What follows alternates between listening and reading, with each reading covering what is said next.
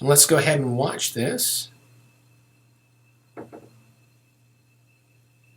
All right, and that bounce feels significantly better. All right, but I still think that we could give it a little bit of squash and stretch and do a better job helping it along its way.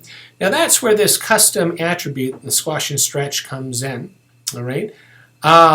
If you look right here, if you enter in a maximum value of 10, you can see that we get a pretty nice stretch. If you enter in a value of negative 10, these are the maximum and minimum values that you can assign to this custom attribute. We get our squash. All right, so let's go ahead and start with a squash right here at the frame 1 mark. So I'll go ahead and right click on that, select key selected.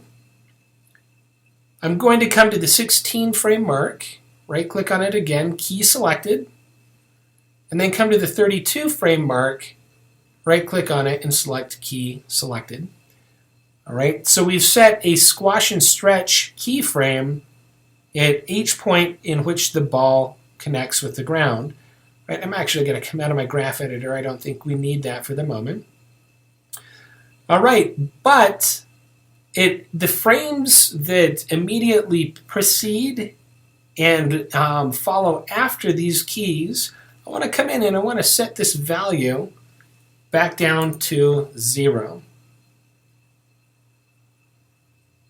All right, actually I'm going to go to frame 1. That value of negative 10, that's pretty significant. I'm going to change that to 5. Come back to the 16 frame mark, change that to negative 5.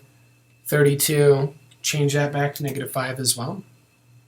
All right, so at negative 5, it immediately pops back to 0.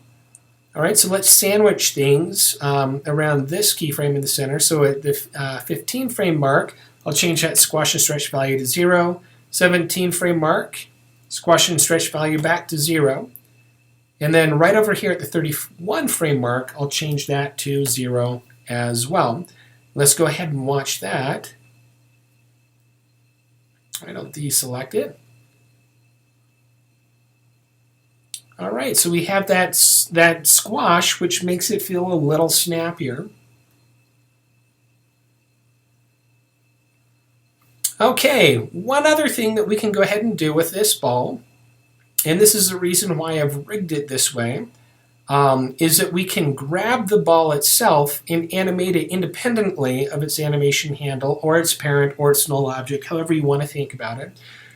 All right, so what I'd like to have it do is actually rolling in the direction in which it's bouncing. So at this frame 1 mark,